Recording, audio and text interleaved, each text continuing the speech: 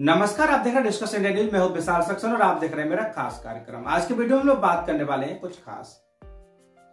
तो आपको बता दें कि आखिर क्या खास बात करने वाले, तो बता दें कि भोपाल गैस त्रासदी के बारे में सभी जानते होंगे।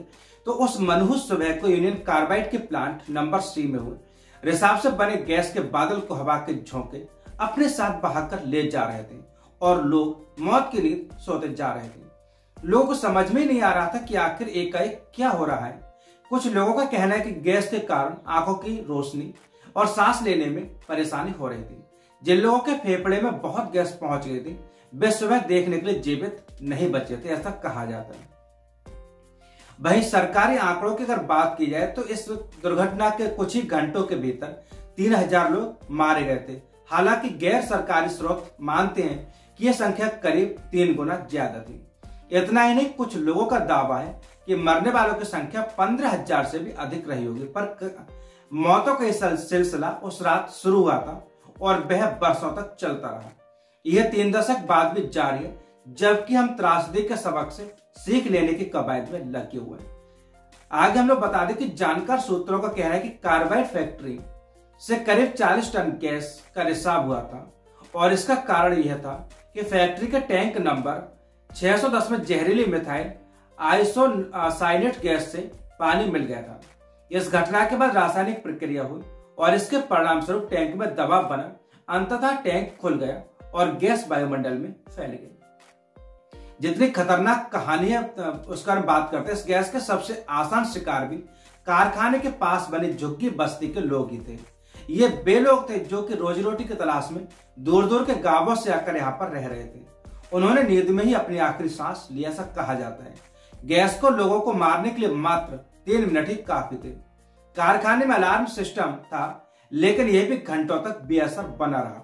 हालांकि इससे पहले के अवसरों पर इसने कई बार लोगों को चेतावनी भी दी थी, मगर इस बार मौत का तांडव चलता रहा। बता दें कि 2 दिसंबर से लेकर 3 दिसंबर 1984 को हुई भोपाल गैस त्रासदी दुनिया की सबसे भीषण औद्योगिक दुर्घटनाओं में से एक माना जाता है।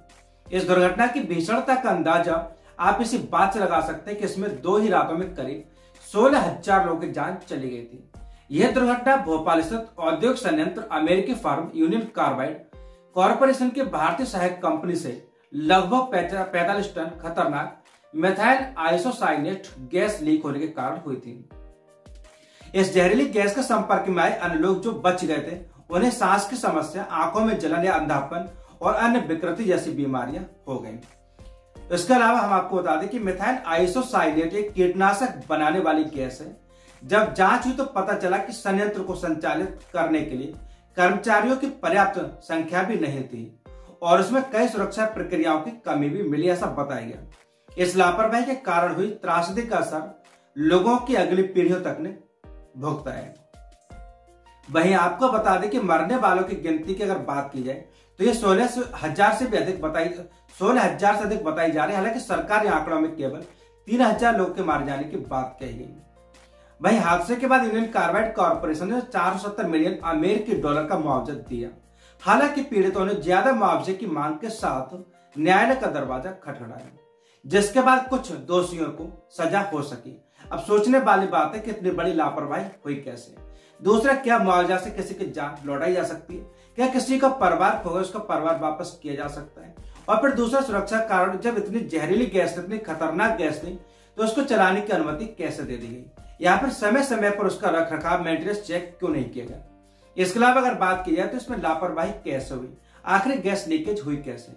दूसरा, अगर एक बात सामने यह आई थी कि अलार्म सिस्टम नहीं बोला, तो अलार्म सिस्टम क्यों नहीं बोला, यह भी जांच का विषय था। हालांकि कंपनी अब खंडर बन चुकी है और लोग अभी भी शायद न्याय की आस में बैठे हुए, मगर जो गुजर गए वो वापस तो नहीं आ सकते। लेकिन आगे इस प्रकार की कंपनियों को लाइसेंस देते समय समय पर उनका मेंटेनेंस की भी चेक किया जाना चाहिए, क्योंकि लापरवाही बहुत बड़ी थी। दूसरा, सरकार ने केवल 3000 मौतों का आंकड़ा बताया, बाकी आंकड़ा सरकार ने क्यों छुपा लिया? यह भी एक सरकार की जवाबदेही बनती है। दूसरा, कंपनी के संचालक अचानक भारत से बाहर कैसे चले गए, यह भी सरकार की विफलता का कारण है। अगर मैं कहूं भोपाल गैस त्रासदी में कहीं ना कहीं सरकार जिम्मेदार थी तो यह बात बिल्कुल सही होगी, क्योंकि सरकार ने कंपनी का लाइसेंस दे उसका मेंटेनेंस चेक क्यों नहीं किया, वह स्टाफ की संख्या चेक क्यों नहीं की, या फिर वहां पर सुरक्षा जो कारण थे, जो वहां पे सिक्योरिटी सिस्टम्स थे उनको चेक क्यों नहीं किया गया? क्या सब ये भ्रष्टाचार की भेंट चढ़ गए? इतने जानों के पीछे कहीं ना कहीं भ्रष्टाचार रहा। तो कैसा लगा आपको वीडियो? अगर पसंद आए तो चैनल को सब्सक्राइब करो, वीडियो को लाइक करें, और आज भी आप उन दर्द भरी चीखों को इन तस्वीरों में देख सकते हैं।